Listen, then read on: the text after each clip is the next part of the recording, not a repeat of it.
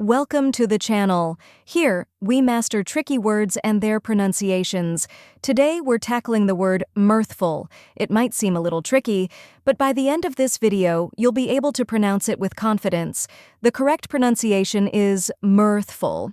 Let's break it down.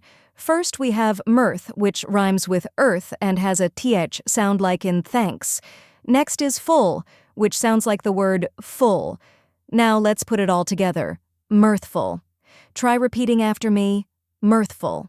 Now a little faster. Mirthful. And at full speed. Mirthful. Keep practicing, and soon this word will feel natural to you. Now that you've mastered the pronunciation, let's go over the meaning. Mirthful refers to something full of joy, happiness, or laughter. And that's it. Now you know how to pronounce mirthful and what it means.